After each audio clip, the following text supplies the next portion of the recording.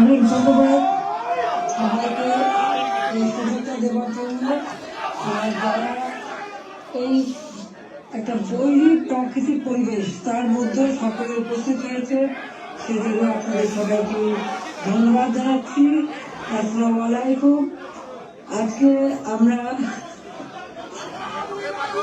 সবাই যেখানে আপনাদের সাথে কথা বলতে পারছি, সেই জন্য সত্যি আমি খুব আনন্দিত। আমাদের বিজয়ের মাস ডিসেম্বর, আমি আমাদের মাননীয় প্রধানমন্ত্রী বক্তব্য দিচ্ছে, সবাই একটু শুনুন। বিজয়ের মাস, এই বিজয়ের মাসে আমি আন্তরিক শুভেচ্ছা জানাই সবাইকে। আমরা অল্প বলতে পারি যে আজকে আমরা বিজয় দিবসটা এমন একটা অবস্থা পরিবেশে পালন করছি যেখানে মানুষের কথা বলার অধিকার নাই, ন্যায় বিচার পাওয়ার অধিকার নাই, মৌলিক অধিকার থেকে মানুষ বঞ্চিত। এটাই হচ্ছে সবচেয়ে দুঃখের। আমাদের মহান নেতা জাতির পিতা বঙ্গবন্ধু শেখ মুজিবুর রহমানের নেতৃত্বে এই দেশ আমরা স্বাধীন করেছি। আমি জাতির পিতা বঙ্গবন্ধু শেখ মুজিবুর রহমানের প্রতি শ্রদ্ধা জানাচ্ছি। আমি শ্রদ্ধা জানাই জাতির চার নেতার প্রতি, 6 লক্ষ শহীদের প্রতি, 2 লক্ষ মা বোনের প্রতি। আমি আমাদের মুক্তিযোদ্ধাদের জানাই সশ্রদ্ধ সালাম। জনগণের ভোট ভাতের অধিকার, ভোট ও ভাতের অধিকার আদায় করতে চেয়ে যারা জীবন দিয়েছেন তাদের আমি শ্রদ্ধার সাথে স্মরণ করি। 2024 সাল, এই সময় যারা আমাদের আওয়ামী লীগের হাজার হাজার নেতা কর্মীকে হত্যা করা হয়েছে, পুলিশ বাহিনীকে হত্যা করা হয়েছে, সংখ্যালঘুদের হত্যা করা হয়েছে, তাদের বাড়িঘর লুটপাট, মসজিদ, দরগা শরীফ, মন্দির, গির্জা, পাগোডা ধ্বংস করা হয়েছে। আর আমাদের আওয়ামী লীগের সম্পূর্ণ জেলা, উপজেলা, ইউনিয়ন পর্যায় পর্যন্ত বাড়ি ঘর, ব্যবসা প্রতিষ্ঠান অগ্নিসংযোগ করা হয়েছে, প্রতিটি প্রতিষ্ঠানে অগ্নিসংযোগ করা হয়েছে, লুটপাট করা হয়েছে। আর এই থানাগুলিতে আগুন দেওয়া হয়েছে, পুড়িয়ে পুলিশ হত্যা করেছে। কাজে বর্তমান যারা শাহাদাত বরণ করেছে, যারা এই ধরনের ঘটনার শিকার হয়েছে, ছাত্র, শিক্ষক, আইনজীবী, সাংবাদিক, বুদ্ধিজীবী এবং আমাদের আওয়ামী লীগের নেতা কর্মী, পুলিশ বাহিনী সহ আনসার, বিডিপি যারা মৃত্যুবরণ করেছে, আমি তাদের সকলের আত্মার মাগফিরাত কামনা করি। পরিবারের প্রতি আমার সমবেদনা জানাই। আমি জাতীয় চার নেতার প্রতি শ্রদ্ধা জানাই।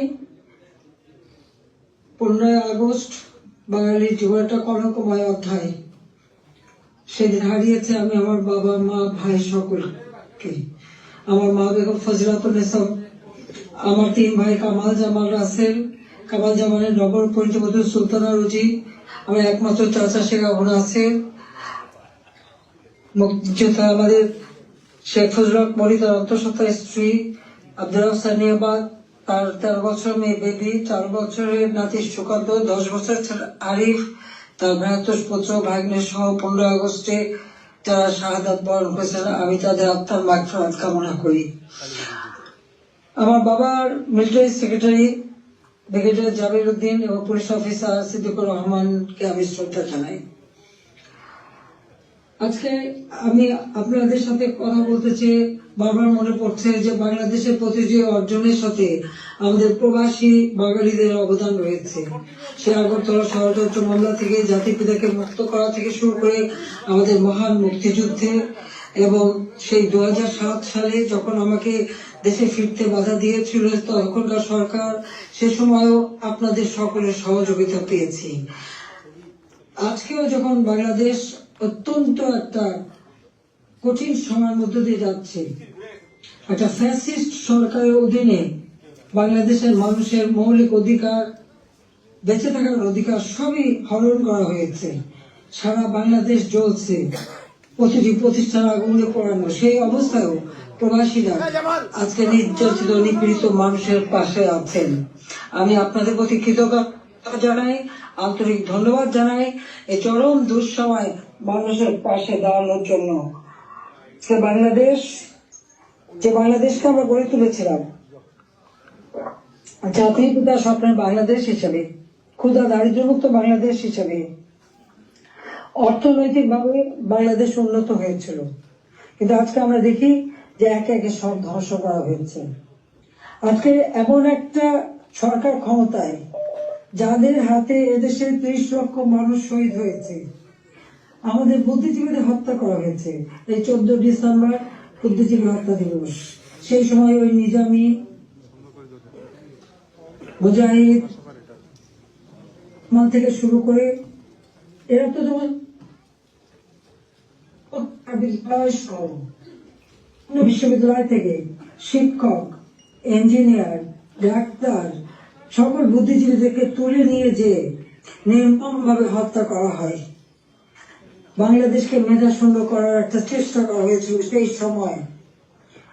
একদিকে পাকিস্তানি হানাদার বাহিনী, তাদের গণহত্যা, আর সেই সাথে সাথে এই আলবদর রাজাকার আরশামস বাহিনী বানিয়ে আমাদের একদিকে গণহত্যা, পাকিস্তানি হানাদার বাহিনীকে সহযোগিতা করা, অপরদিকে বুদ্ধিজীবীদের হত্যা করেছিল, যারা সেই ডিসেম্বর মাসের 14 তারিখ থেকে 10 তারিখ থেকে 14 তারিখ পর্যন্ত কয়েক শত বুদ্ধিজীবীকে নির্মম ভাবে হত্যা করে। আমি তাদের হত্যার শান্তি কামনা করি, মাগফিরাত কামনা করি।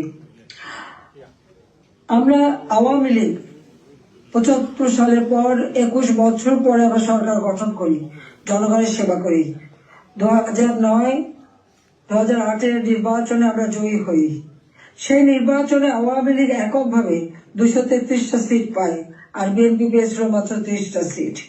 জনগণের ম্যান্ডেট নিয়ে আমরা সরকার গঠন করে জনগণের কল্যাণে কাজ শুরু করি, যার ফলে এদেশের জনগণ 2014 সালের নির্বাচন, 2018 সালের নির্বাচন এবং 2024 সালের নির্বাচনে স্বতঃস্ফূর্ত ভাবে একটা অবাধ, নিরপেক্ষ, সুষ্ঠু নির্বাচনের মাধ্যমে বাংলাদেশ আওয়ামী লীগকে বারবার ভোট দিয়ে তাদের সেবা করার সুযোগ দিয়েছে। আমি বাংলাদেশের জনগণের প্রতি শ্রদ্ধা জানাচ্ছি।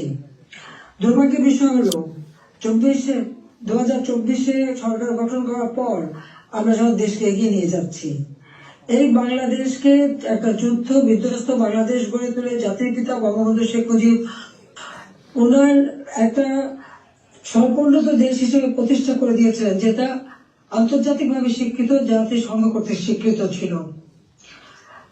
সেই সম্পূর্ণত দেশকেই আওয়ামী লীগ সরকার গঠন করার পর 2009 সাল থেকে 24 সাল এই সময়ের মধ্যে, বিশেষ করে 2021 সালে 20 সালে যখন আমরা জাতির পিতার জন্ম শতবার্ষিকী উদযাপন করি, 21 সালে যখন স্বাধীনতা সুবর্ণ জয়ন্তী উদযাপন করি, সেই সময় বাংলাদেশকে আমরা উন্নয়নশীল দেশের মর্যাদায় অধিষ্ঠিত করি। অর্থাৎ যেখানে বাংলাদেশ যেখানে জাতির পিতা বাংলাদেশকে রেখে গিয়েছিলেন, সেই জায়গা থেকে আমরা জাতির পিতার আদর্শ ধারণ করে তার পদাঙ্ক অনুসরণ করে বাংলাদেশকে আমরা উন্নয়নশীল দেশের মর্যাদা এনে দিই, জনগণের মৌলিক চাহিদা পূরণ করি। দারিদ্র্যের হার 41 ভাগ থেকে 18.7 ভাগে নামিয়ে আনি। হত দরিদ্র যা 25.1 ভাগ ছিল, সেটা আমরা 5.6 ভাগে নামিয়ে আনি। আমাদের লক্ষ্য ছিল বাংলাদেশ সম্পূর্ণভাবে অতি দারিদ্র মুক্ত হবে, আর সেই লক্ষ্য নিয়ে ব্যাপক কর্মসূচি বাস্তবায়ন করি। প্রতিটি গ্রামকে শহরে রূপান্তর করে ঘরে ঘরে বিদ্যুৎ পৌঁছে দিই, খাদ্য নিরাপত্তা নিশ্চিত করি, দরিদ্র মানুষের জন্য বিনা পয়সা খাদ্য বিতরণ, মধ্যবিত্ত, নিম্নবিত্ত তাদের জন্য, এখন নিম্নবিত্তদের জন্য 15 টাকায় চাল, আর মধ্যবিত্ত বা স্বল্প আয়ের তাদের জন্য 30 টাকা চাল যাতে কিনতে পারে, এবং ডাল, তেল, লবণ সহ কিনতে পারে। 1 কোটি পারিবারিক কার্ড আমরা তৈরি করে দিই টিসিবির মাধ্যমে, যাতে যারা ফিক্সড ইনকাম গ্রুপ, সীমিত আয়ের মধ্যে দিয়ে চলতে হয়, তাদের জন্য এই দ্রব্যমূল্যের উচ্চ মূল্যে তারা যেন কোনো মতে কষ্ট না পায়, সেদিকে লক্ষ্য রেখে আমরা সেই পদক্ষেপ দিয়েছিলাম। আমাদের লক্ষ্যই ছিল ক্ষুধা দারিদ্র্যমুক্ত বাংলাদেশ গড়ে তোলা। গৃহহীন ভূমিহীন মানুষকে আমরা বিনা পয়সায় ঘর করে দিই। বাংলাদেশের 58টা জেলা সম্পূর্ণভাবে ভূমিহীন গৃহহীন মুক্ত হয়, সেখানে কোনো মানুষ ভূমিহীন গৃহহীন ছিল না, আর বাকিগুলিও করে দেওয়ার কাজ চলমান ছিল। আমরা এই বছরে বাংলাদেশকে ভূমিহীন গৃহহীন মুক্ত একটা মানব কল্যাণের রাষ্ট্র হিসেবে গড়ে তুলতে পারতাম, কিন্তু আমাদের দুর্ভাগ্য যে চরমভাবে একটা চক্রান্ত শুরু হয়। এই চক্রান্তটা যে করা হয়েছিল সেটা আপনারা নিজেরাই জানেন, যে এখানে ডক্টর ইউনূস সে বহুদিন থেকে চেষ্টা করেছিল, 2007 দল করার চেষ্টা করেছিল, ব্যর্থ হয়েছিল। এরপর সে ষড়যন্ত্রে লিপ্ত হয় এবং সেটা সে নিজেই বলেছে। যখন জাতিসংঘে গিয়েছিল বিল ক্লিন্টন ফাউন্ডেশনের এক অনুষ্ঠানে বিল ক্লিন্টনের সঙ্গে পরিচয় করার সময় সে বলেছিল যে 2024 জুলাই 7 তারিখ থেকে যে কোটা আন্দোলন শুরু হয়, এটা কোনো ছাত্র জনতার আন্দোলন ছিল না, এটা ছিল তার মেটিকুলাসলি ডিজাইন করা একটা পরিকল্পিতভাবে আন্দোলন, যার মাধ্যমে আমাকে ক্ষমতাচ্যুত করে এবং তার মাস্টার মাইন্ড দিয়ে সে পরিকল্পনা করে এটা করেছিল। কথাটা বাস্তব, কারণ কোনো কোটা ছিল না, সব দাবি মানা হয়ে গেছিল, কিন্তু দাবি মানার পরেও কেন আন্দোলন চলে, আর এই আন্দোলনের কোনো নেতা কিন্তু খুঁজে পাওয়া যায়নি। যেখানে যেটা গভীর চক্রান্ত সেটা বোঝাই যাচ্ছিল। এই চক্রান্তটা সে মেটিকুলাসলি করেছিল। তার চক্রান্ত 1, 2, 3 অর্থাৎ ABC এভাবেই তার পরিকল্পনা করা। প্রথমে আন্দোলন সে সফল করলো, এরপর সব জ্বালা পোড়াও, জাতির পিতা বঙ্গবন্ধু স্মৃতি জাদুঘর, ওই ছবিটুকু তো আমরা 2 বোন পেয়েছিলাম, আমরা তো ভোগের জন্য নেইনি, জনগণকে এই শপথ দান করেছিলাম। সেই বঙ্গবন্ধু ভবন স্মৃতি জাদুঘর আগুন পড়ায় একসাথে, ওই লাইনে 9টা বাড়ি পড়ায় 4টা মানুষ পড়ে মারা যায়। খালি এখানেই না, সারা বাংলাদেশ আগুন দিয়ে জ্বালায় তারা। সেই মেট্রো ওই ইউনূসের একজন সমন্বয়ক সে নিজেই স্বীকার করেছে পুলিশ হত্যা এবং মেট্রো রেলে আগুন না দিলে নাকি তাদের বিপ্লব সফল হতো না। তো পুলিশ হত্যা এবং মেট্রো রেল আগুন দেওয়া, অর্থাৎ শুধু মেট্রো রেল না, যে কটা প্রতিষ্ঠানে আগুন দিয়েছে, বিজিবি থেকে শুরু করে আমাদের সেতু ভবন, সড়ক ভবন, দুর্যোগ মন্ত্রণালয় ভবন, সবই তাদের ওই পরিকল্পনার অংশ। এবং সেই সাথে বঙ্গবন্ধু ভবন থেকে শুরু করে আওয়ামী লীগের সকল নেতা কর্মীদের বাড়ি ঘর, ব্যবসা প্রতিষ্ঠান সব অগ্নি সংযোগ করে পুড়িয়ে দেওয়া হয়েছে। এমনকি নরসিংদীতে আপনারা দেখেছেন জেল ভেঙে দিয়ে সেখান থেকে সমস্ত কয়েদি জঙ্গি সন্ত্রাসী তাদেরকে ছেড়ে দেওয়া হয়েছে। শুধু তাই না, ইউনূস ক্ষমতা এসে যত জঙ্গি সন্ত্রাসী ছিল তাদেরকে তারা ছেড়ে দিয়েছে, মুক্ত করেছে। এমনকি 21 আগস্ট গ্রেনেড হামলা যারা আসামি তাদেরকে ছেড়ে দিয়েছে। হলিউডিজমে যেখানে জঙ্গি হামলা হয়, আমরা সেই হামলা মোকাবেলা করে সেখানে কিছু মানুষ উদ্ধার করি, কিন্তু অনেক মানুষকে তারা হত্যা করে। সেই অপরাধী জঙ্গি সন্ত্রাসী যাদের বিচার হয়েছিল, সাজাপ্রাপ্ত, তাদেরকেও মুক্ত করে দেয়। মানে এটা কোন ধরনের কাজ আমরা জানি না। আর দেখা যাচ্ছে যে শুধু আগুনে পড়ছে না, বাড়ি ঘর সম্পত্তি লুটপাট করা এবং তারপরে অগ্নিসংযোগ করা, সংসদ ভবনে আক্রমণ, সেখানে ভাঙচুর করা, চিফ জাস্টিস তাকে অপমান করে, লাঠি সোটা নিয়ে তাকে অপমান করে তাকে পদ থেকে বাধ্য করা, নির্বাচন কমিশন, পাবলিক সার্ভিস কমিশন, মানবাধিকার কমিশন করে এক এক প্রতিষ্ঠান, প্রত্যেকটা প্রতিষ্ঠান ধ্বংস করেছে, সকলকে সেখান থেকে বাধ্য করেছে পদত্যাগ করতে। আওয়ামী লীগের নেতা কর্মী শুধু না, আমাদের যারা বুদ্ধিজীবী, সাংবাদিক, 300 সাংবাদিকের একটা ডিটেনশন কার্ড বাতিল, চাকরিচ্যুত, 106 জন সাংবাদিকের বিরুদ্ধে হত্যা মামলা, এখন প্রায় 1700 সাংবাদিক গ্রেপ্তার, বন্দী। আওয়ামী লীগের কয়েক হাজার নেতা কর্মী, প্রায় 4-5 হাজার নেতা কর্মী তাদেরকে হত্যা করেছে, আহত করেছে। পুলিশ 3000-এর মতো পুলিশ তাদেরকে পুলিশকে হত্যা করেছে। আনসার 40 জন আনসারের কোনো খবরই নাই, তাদের গুম হয়ে গেছে, তারা বাড়ি ঘরে আসতে পারে না, জানেও না তারা কোথায় আছে। তাদেরকে মেরে তাদেরকে লাশ পর্যন্ত গুম করে দেওয়া হয়েছে। সব ব্যবসায়ী, সাংবাদিক, সংস্কৃতি কর্মী, পেশাজীবী প্রত্যেকের বিরুদ্ধে মিথ্যা মামলা আর হত্যা মামলা। আমি জানি না পৃথিবীর কোন দেশে এত হত্যা মামলা হয় কিনা। আমার নিজের একার বিরুদ্ধেই তো বোধহয় 250 মামলা, তাও আবার হত্যা মামলাই অধিকাংশ। একদিকে হত্যা মামলা দিয়েছে এবং আমাদের যত নেতা কর্মী তাদেরকে গ্রেপ্তার করেছে। গ্রেপ্তার করবার পর যখন কোর্টে নেয় তাদের উপর হামলা করা হয়। এটা তো পৃথিবীতে আমরা কোনোদিন দেখিনি। আপনারা জানেন যে এমনকি একজন সাধু চিন্ময় কৃষ্ণ দাস, তাকে গ্রেপ্তার করা হলো, কিন্তু তার পক্ষে আইনজীবী দাঁড়াতে পারবে না। এটা কোন ধরনের বিচার যে একজন আসামির পক্ষে আইনজীবী দাঁড়াতে পারবে না? যদি কোনো আসামি আইনজীবী না দিতে পারে তো এটা সরকারের দায়িত্ব আইনজীবী নিয়োগ দিয়ে দেওয়া ন্যায় বিচারের স্বার্থে। বাংলাদেশে ন্যায় বিচার নাই, এবং তার পক্ষে দাঁড়ালো কেন? সেই জন্য আইনজীবী পিটিয়ে হত্যা করা। এবং তাদের এবারে আমরা একটা অদ্ভুত ব্যাপার দেখি যে মানুষকে পিটিয়ে হত্যা করা। মানুষ কেন? অবলা পশুও রেহাই পায় না। আওয়ামী লীগ নেতার বাড়িতে তাকে পায়নি বলে তার বাড়ির পালা গরু, সেই গরুকেও তারা কিভাবে পিটিয়ে হত্যা করেছে এই জামাত শিবির এবং আমাদের রিনুস সাহেবের মানে সন্ত্রাসী ক্যাডাররা, সেটা নিশ্চয়ই আপনারা ভিডিওতে দেখেছেন। ছাত্রলীগের নেতাকে পায়নি, তার মা নামাজ পড়ছিল তার মাথার বাড়িতে, তাকে সেখানে মেরে ফেলেছে। যুবলীগের নেতা এই মৌলভীবাজারে গত কালকের ঘটনা 7 তারিখে সেখানে আগুন দিয়ে যুবলীগ নেতার মা এবং চাচিকে পুড়িয়ে হত্যা করেছে।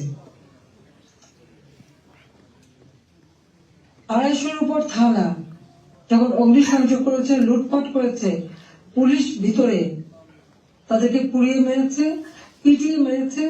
এমনকি একটা অন্তঃসত্ত্বা পুলিশ হাত পা ধরেছে যে ভাই আমাকে মারবেন না, আমার পেটে বাচ্চা।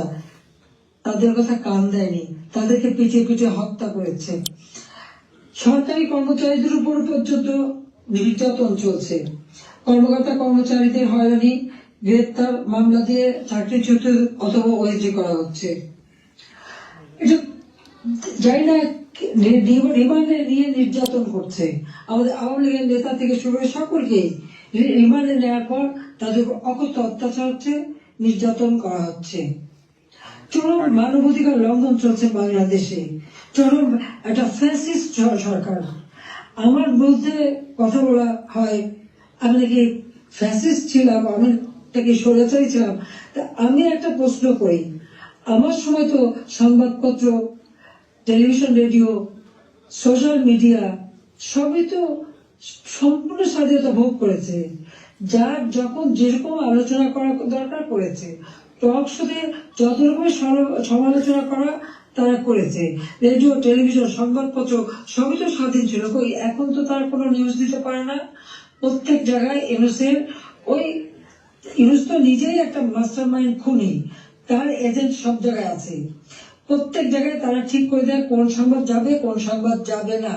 এই যে বাংলাদেশে এত ঘটনা ঘটে যাচ্ছে, প্রায় 1 কোটির মতো প্রতিষ্ঠান শুধু অগ্নিসংযোগ করে ধ্বংস করা হয়েছে। ইন্ডাস্ট্রি, হোটেল, 5 স্টার হোটেল থেকে শুরু করে কোনো কিছু বাদ যায় নাই তাদের আক্রমণ থেকে। কেউ কি কোনো একটা নিউজ দিতে পেরেছে? কেউ কি কোনো সংবাদ দিতে পেরেছে? কেউ কি বিচার চাইতে পেরেছে? বিচার চাওয়ারও সুযোগ নেই, থানার মামলা দেওয়ার সুযোগ নেই। মামলা শুধু সেটুকু হবে যেটুকু তারা বলে দেবে সেইটুকু। ন্যায় বিচার পাওয়ার অধিকার মানুষের নাই। উচ্চ আদালত থেকে শুরু করে সর্বক্ষেত্রে দলীয়করণ, চরম ভাবে দলীয়করণ। বলছে বৈষম্য বিরোধী আন্দোলন, এখন তো দেখা যায় সব জায়গায় বৈষম্য সৃষ্টি করা হচ্ছে। আমি একটা কথাই বলতে চাই যে যে সমস্ত অপবাদগুলি দেওয়া হয়েছে সবাই একটু তুলনা করে দেখুন যে আওয়ামী লীগ সরকার থাকতে মানুষ কিভাবে স্বাধীনতা ভোগ করেছে, সেটা সোশ্যাল মিডিয়া হোক, তাদের বক্তব্য হোক, মিটিং মিছিলে হোক, সব কিছুতে অধিকার ছিল। আমরা তো সেখানে হস্তক্ষেপ করিনি। কিন্তু আজকে কি আওয়ামী লীগের একটা নেতা কর্মী রাস্তা নামতে পারে না, রাস্তা দিয়ে হেঁটে যাচ্ছে, একজন বলে দিল উনি আওয়ামী লীগের কর্মী, সঙ্গে সঙ্গে তাকে এক কোপ দিয়ে হাত ফেলে দিল, কেটে ফেললো। কোন দেশে বাস করি আমরা? কি অপরাধ! আর সেই সাথে দেখা গেল কি এই অপরাধীদের দায় মুক্তি দেওয়া হলো। জুলাই 15 তারিখ থেকে এই পর্যন্ত যাদের হত্যা করা হয়েছে, লুটপাট, অগ্নিসংযোগ, মানুষ হত্যা, ছাত্র হত্যা, প্রতিটি শিক্ষা প্রতিষ্ঠানে লুটপাট, সেখানে তাদের উপর নির্যাতন, শিক্ষকদের উপর নির্যাতন, ছাত্রদের উপর নির্যাতন, প্রতিটি জায়গায় নির্যাতন চালানো হচ্ছে। আপনাকে একবার ভাবতে পারেন, শিক্ষক, গুরুজন, শিক্ষককে দেখে ছাত্ররা ভয় পায়, সমীহ করে। আর আমরা কি দেখলাম? আমাদের নোবেলের আমলে আমরা দেখলাম ছাত্ররা শিক্ষকদের অপমান করছে, অধ্যক্ষকে পদ থেকে বাধ্য করছে, ছাত্রীরা প্রিন্সিপালকে গাছের সাথে বেঁধে রাখছে, ছাত্রছাত্রীরা টিচারের গলায় জুতোর মালা পরাচ্ছে, গালে থাপ্পড় মারছে। এটা কোন ধরনের আচরণ এই কোমলমতি শিক্ষক ছাত্রছাত্রীদের শেখানো হচ্ছে? এদের ভবিষ্যৎটা কি? এরা কি আবার ভবিষ্যতে কোনদিন বলে বসবে তুমি আমার বাবা না, রিজাইন করো, যেমন শিক্ষকদের রিজাইন করেছে? কোনদিন রাখে বলবে তুমি আমার মা না, তুমি এখন রিজাইন করো, মাতৃত্ব থেকে রিজাইন করো, পিতৃত্ব থেকে রিজাইন করো? সেটাই হয়তো বলে বসবে। এটা কি অভিভাবকরা দেখে না? এটা কি ধরনের এই জাতিকে কিভাবে গড়ে তুলছে সেটাই আমার প্রশ্ন। আমরা তো শিক্ষা দীক্ষায় সব দিক থেকে সুযোগ করে দিয়েছি, আমরা শিক্ষা বৃত্তি দিয়েছি, বয়স্ক ভাতা, বিধবা ভাতা, প্রতিবন্ধী ভাতা, মুক্তিযোদ্ধা ভাতা দিয়েছি, সব বন্ধ করে দিয়েছে। আজকে হাহাকার। বাংলাদেশে আওয়ামী লীগ সরকার বলে কোনো মানুষ ভিক্ষা করতে হতো না। হ্যাঁ, কিছু প্রফেশনাল ভিখারি ছিল, সেটা আলাদা, কিন্তু মানুষকে তো ওইভাবে খাবারের জন্য হাহাকার করতে হতো না। মানুষ তো 3 বেলা খাবার পাচ্ছিল, আজকে সেটাও পায় না। আপনারা দেখেন গরিব মানুষগুলি দিনমজুর, কাজ পায় না, বেকারত্ব বেড়ে যাচ্ছে, যুবকরা কোনো কাজ পাচ্ছে না।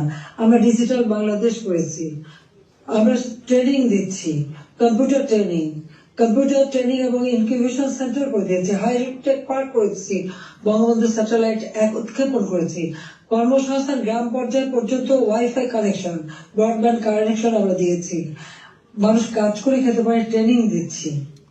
আর এখন বিদ্যুৎ নাই, কেউ কাজ করতে পারে না, প্রত্যেকটা গ্রামকে শহরে রূপান্তর করেছি, আমরা রাস্তাঘাট, পুল, ব্রিজ সব করেছি। এখনো বলে এই বড় বড় মেগা প্রজেক্ট এটা দুর্নীতি খুঁজবে। হ্যাঁ, আমি চ্যালেঞ্জ দিচ্ছি, দুর্নীতি খুঁজে বের করুক। মানি লন্ডারিং কথা কমিটি বানিয়েছে, তারা করে দিল অর্থনীতির বিষয়ে। আমার প্রশ্ন, মানি লন্ডারিং এর খোঁজ করবেন? সবার আগে ওই ইউনুসের মানি লন্ডারিং এর খোঁজটা করুন। গ্রামীণ ব্যাংকে কত টাকা পাচার করেছে, গ্রামীণ ফোনের, আগে সেই হিসাবটা বের করেন, তার দেখবো স্বচ্ছার সাথে। নিজের নামে দুর্নীতির মামলা হয়েছে, সেই দুর্নীতি দমন কমিশন তাদেরকেও পদকে বাধ্য করে দলীয়করণ করা হয়েছে, আর সেই দুর্নীতির সব মামলা প্রত্যাহার করে নেওয়া হয়েছে। 666 কোটি টাকা ট্যাক্স, কত সম্পদের মালিক যে এত টাকা ট্যাক্স হয়, সেই ট্যাক্সও তার দেওয়া লাগবে, সেটাও মাপ। নিজের ট্যাক্স মাপ করিয়ে নিয়ে, নিজের দুর্নীতি মামলা প্রত্যাহার করে নিয়ে অন্যের দুর্নীতি খুঁজতে যাওয়া আর অন্যকে ট্যাক্স দেওয়ার জন্য আবেদন করা, এটা কোন ধরনের মানসিকতা, কোন ধরনের খেলা? বা এটা তো জাতির সাথে তামাশা করা, সেটা তো তামাশা করছে, এটাই আমার মনে হচ্ছে। আজকে বিচার নেই, মানুষ ন্যায় বিচার থেকে বঞ্চিত। আজকে মানুষের পেটে খাবার নেই, আজকে চারিদিকে হাহাকার, মানুষের কথা বলার অধিকার নেই, রাজনীতির করার অধিকার নেই। আমাদের আওয়ামী লীগ কোন অপরাধটা করেছে? বাংলাদেশের মানুষের যতটুকু অর্জন আওয়ামী লীগের হাত দিয়ে, সেই বাংলা ভাষায় কথা বলার অধিকার থেকে শুরু করে স্বাধীনতা অর্জন, বিজয় অর্জন, এই 16ই ডিসেম্বর আমাদের বিজয় দিবস, এই বিজয় অর্জন সবই আওয়ামী লীগের হাত ধরে। বাংলাদেশে কে একটা যুদ্ধ বিধ্বস্ত দেশ, একটি প্রদেশকে রাষ্ট্রে উন্নীত করা, এটাও আওয়ামী লীগের দ্বারা। সর্বোন্নত দেশ থেকে আজকে উন্নয়নশীল দেশের মর্যাদা, এটাও তো আওয়ামী লীগ অর্জন করে দিয়েছে। প্রবাসী যারা আছেন, Yes. আওয়ামী লীগ সরকার আগে আপনারা প্রবাসে ছিলেন, বাংলাদেশ কোথায় ছিল? সেই সময় আপনারা মানুষের কাছে গেলে কিভাবে, মানুষ তো করুণার চোখে দেখতো। জাতিপিতা বলেছিলেন ভিক্ষুক জাতির কোনো ইজ্জত থাকে না, তাহলে ভিক্ষুক জাতি হতে চায়নি, আত্মমর্যাদাশীল জাতি হিসেবে বাংলাদেশকে করতে চেয়েছিলাম, আর সেভাবে গড়েছিলাম। আপনারা নিজে একবার চিন্তা করে দেখেন, আমি সরকারে থাকতে বাংলাদেশ শুনলে পৃথিবী কি বলতো? পৃথিবী বলতো বাংলাদেশ উন্নয়নশীল দেশ, বাংলাদেশ একটা উন্নয়নের মডেল, বাংলাদেশের উন্নয়ন একটা বিস্ময়। বাংলাদেশের মানুষ যেখানে যেত মর্যাদা পেত। আমরা নিজস্ব অর্থায়নে পদ্মা সেতু নির্মাণ করে বাংলাদেশকে দেখিয়ে দিই এবং সারা বিশ্বকে দেখিয়েছি বাংলাদেশ পারে, অসাধ্য সাধন করতে পারে, সেটা আমরা দেখিয়েছিলাম। কিন্তু আজকে যিনি পদ্মা সেতু টাকাও বন্ধ করেছিলেন একটা এমডি পদে থাকতে পারেননি বলে, সরকারের মধ্যে মামলা করে হেরে গিয়েছিল, যিনি লেবারদের অর্থ আত্মসাৎ করে সেই টাকা দুর্নীতি করে লেবার কোর্টে মামলায় সাজাপ্রাপ্ত আসামি হচ্ছে ইউনূস। লেবার কোর্টে তার সাজা পর সে যখন জামিনে আবেদন করে, সে কিন্তু জামিন পেয়েছিল, সরকারের পক্ষ থেকে তো বাধা দেওয়া হয়নি। কিন্তু আজকে দেখেন আপনারা, হাজার হাজার আওয়ামী লীগের নেতা কর্মী, প্রায় 30,000-এর মতো মামলা দিয়েছে। সব মামলা বেশিরভাগ হলো, এর 90% হলো হত্যা মামলা, কেউ জামিন পাবে না। সে তো সাজা পেয়েও জামিন পেয়েছিল আওয়ামী লীগ সরকারের আমলে। সে নিজে একটু ভেবে দেখুক, আপনারাও বিচার করে দেখেন। আমি বিশ্বের সবাইকে বলতে আপনারাও বিচার করেন। কই আওয়ামী লীগ তো বাধা দেয়নি কোনো। ন্যায় বিচার পাওয়ার অধিকার সকলের আছে, কোর্ট সম্পূর্ণ স্বাধীন ছিল, বিচার বিভাগ স্বাধীন ছিল, কাজে সেখানে মানুষ সেই স্বাধীনতা ভোগ করেছে। কিন্তু আজকে তারা নাকি স্বাধীন করেছে দেশ, চলার স্বাধীনতা নেই, ঘরে শান্তিতে ঘুমাবের উপায় নেই, চুরি ডাকাতি যে কোনো সময় আপনার ঘরে ঢুকতে পারে, যে কোনো সময় আপনার খোঁজ খবর নিতে, তদন্ত করবে ইত্যাদি। কাদের কে হুকুম দিচ্ছে তার কোনো ঠিকানা নেই। কতগুলি লাঠি সোটা হাতে নিয়ে আপনার ঘরে ঢুকে গেল, অস্ত্র হাতে নিয়ে ঢুকে গেল, অমনি সেখানে ডাকাতি করলো, চুরি করলো, চলে আসলো। আপনি কার কাছে বিচার চাইবেন? কার কাছে বিচার চাইবেন? কোনো বিচার চাওয়ার অধিকার নাই, ন্যায় বিচারের কোনো অধিকার নেই। এমন একটা দুর্বিষহ অবস্থা, আজকে সমস্ত জিনিসের দাম বেড়ে গেছে। আমাদের কথা অত্যন্ত স্পষ্ট, যারা নির্বাচিত জনপ্রতিনিধি আইন করে নির্বাচন কমিশন গঠন করে নির্বাচনগুলি হয়েছে, স্থানীয় সরকার নির্বাচন, জেলা পরিষদ, উপজেলা পরিষদ, ইউনিয়ন পরিষদ, সমস্ত নির্বাচিত প্রতিনিধিরা তাদেরকে এক কলমের খোঁচায় তাদেরকে সরিয়ে দেওয়া হয়েছে, বাড়ি পাঠিয়ে দেওয়া হয়েছে। কেন? তারা তো নির্বাচিত হয়ে মানুষের পাশেই দাঁড়াতো। ঘূর্ণিঝড় গেল, বন্যা গেল, কেউ তো যারা এই বন্যায় ক্ষতিগ্রস্ত, ঝড়ে ক্ষতিগ্রস্ত, তাদের পাশে তো কেউ দাঁড়ায়নি। তাদের নাম করে টাকা তুলেছে, হাজার কোটি টাকা রিলিফ সংগ্রহ করেছে, কিন্তু কয়টা মানুষকে সাহায্য করেছে?